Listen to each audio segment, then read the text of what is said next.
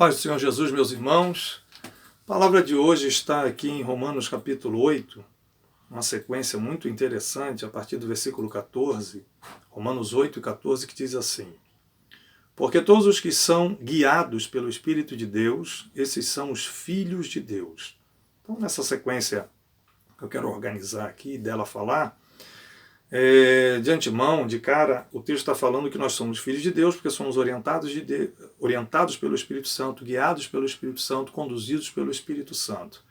Então, precisamos ter esse direcionamento do Espírito Santo nesses dias de crise. Pandemia de coronavírus, confinamento, isolamento.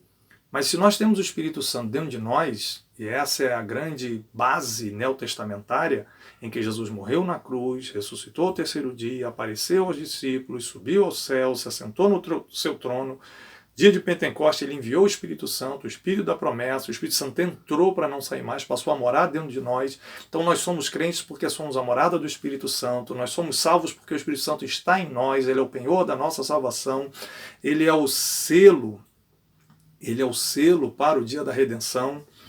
Então o versículo 14 diz que o Espírito Santo está em nós, ele nos guia, ele nos orienta, ele nos dirige. Então precisamos ter essa direção. O que eu tenho visto é muitos cristãos, nos dias de hoje, nesses dias difíceis, desse coronavírus, dessa Covid, desse isolamento, repito, é que a gente tem visto muito crente completamente doido, completamente sem direção, completamente sem orientação. Meu Deus, o que vai acontecer? E agora o que está havendo? E o que vem depois disso? E tal. Bom, se você é crente, você só é crente porque o Espírito Santo mora dentro de você. E se ele mora dentro de você, você tem que ter direção, conhecimento bíblico, o próprio Espírito Santo ministra no seu coração que essas coisas deveriam acontecer. São sinais da volta de Jesus, tudo foi profetizado, não tem nenhuma surpresa, né? Está acontecendo porque o arrebatamento está próximo e faz parte da agenda de Deus. Agora, o que diz na sequência, encaixando nesse contexto, é o seguinte: nós temos o Espírito Santo e ele nos dá a direção, ele nos guia, nos orienta. Então você precisa ter orientação para não entrar em parafuso com relação a tudo que está acontecendo com o mundo de hoje. Versículo 15 diz, de Romanos 8, Porque não recebeste o espírito de escravidão, para outra vez estardes em medo, temor, mas recebestes o espírito de adoção de filhos, pelo qual clamamos Abba Pai, o papaizinho. Então, nós somos filhos de Deus, porque o Espírito Santo mora dentro de nós, porque ele é o espírito de adoção. Irmãos, quanto mais cheios do Espírito Santo nós formos, mais nós teremos a certeza que Deus é o nosso Pai.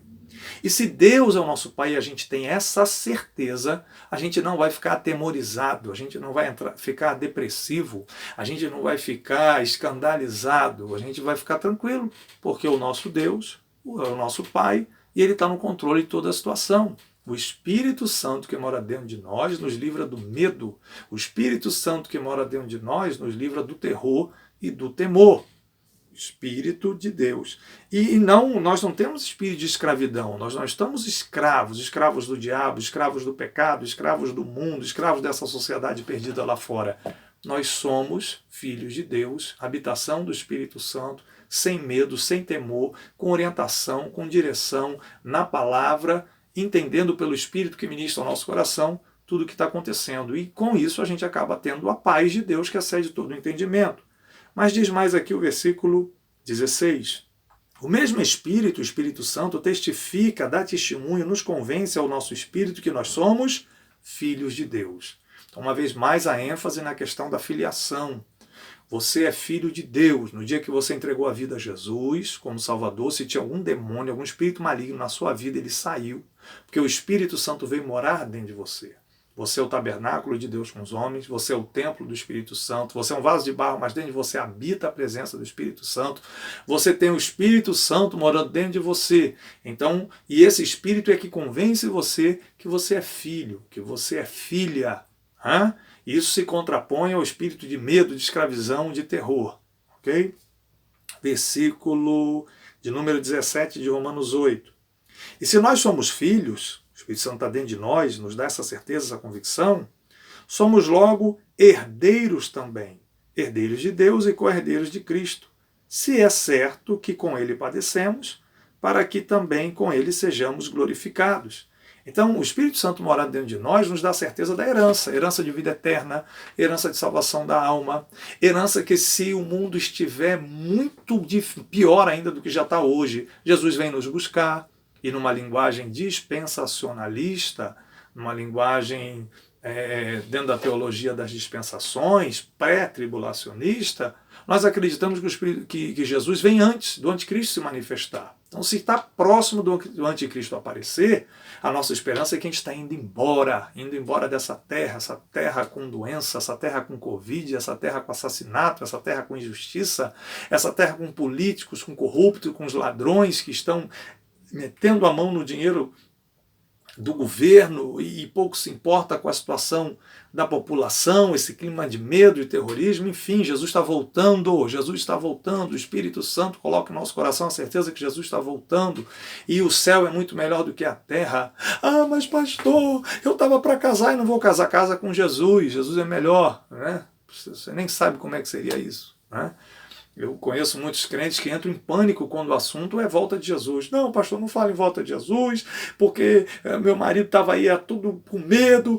Não, irmão, Jesus voltando, a gente fecha e abre os olhos e vê Jesus na nossa frente. Arrebatamento da igreja, abrir e fechar de olhos. Segundo 1 Tessalonicenses capítulo 4, aí você está com Jesus para sempre, você vai estar nos céus. Eu estava ouvindo um outro pastor ministrando sobre a ideia de ter muitos mundos, né? Que Deus é o Deus de muitos mundos. E outro dia alguém perguntou, pastor, mas e aí a gente vai ser arrebatado e vai fazer o quê? Vai conhecer um monte de galáxias, um monte de mundos, todo o reino dos céus, os anjos, arcanjos, querubins, serafins.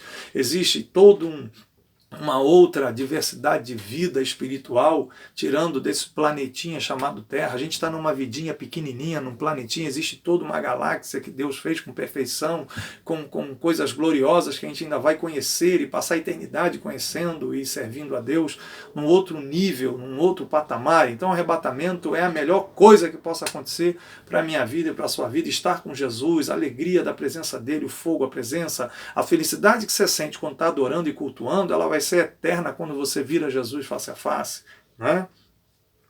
Então, nós temos essa herança, só que deixa um recado, finalzinho do versículo 17, se com ele padecemos, com ele sejamos glorificados, né? Então esse padecer que Jesus deixou claro, no mundo tereis aflições, na contramão da teologia da prosperidade, que a vida é sua bênção, sua vitória, que vai tudo dar certo, que você não vai ter doença, vai ter problema, conversa fiada. Nós passamos por lutas e tribulações na terra, sim, mas nós temos o Espírito Santo dentro de nós. Nós somos filhos de Deus e aguardamos a vinda de Jesus para usufruir da herança. A herança maior do Evangelho não é ter ausência de problemas na terra. A herança maior do Evangelho é viver para sempre com Jesus, é a vida eterna, é a salvação da nossa alma, é escapar do fundo do inferno, é viver com Cristo, nosso melhor amigo, nosso Deus e Senhor. E concluindo essa meditação, versículo 18 de Romanos 8 diz: porque para mim tenho por certo que as aflições desse tempo presente não são para comparar com a glória em nós, com a glória que em nós há de ser revelada. Temos o Espírito Santo, temos a herança e tem algo glorioso para acontecer na nossa vida. Valorize a presença do Espírito Santo que está em você, através do devocional diário, lendo a Bíblia todo dia, orando todo dia, falando em línguas todo dia, cantando louvores todo dia. Tenha o seu momento diário para se renovar, para se fortalecer nessa esperança, nessa fé, nessa força, porque o que poderia acontecer de melhor já nos aconteceu. Conhecemos a Jesus como Salvador, entregamos nossa vida para Ele, o Espírito Santo está dentro de nós e a gente está caminhando para esse encontro maravilhoso com Cristo e está muito perto dele vir nos buscar. Alegre o teu coração e mantenha-o cheio de esperança, porque se Jesus não vier por agora, nós vamos passar por essa tempestade, por essa pandemia, e vamos seguir fazendo a obra de Deus, ganhando almas. Se Jesus vier, o melhor aconteceu. Estaremos para sempre com o nosso Senhor. Ok? Console-se com essa palavra. Deus te abençoe. Forte abraço. Viva no Espírito.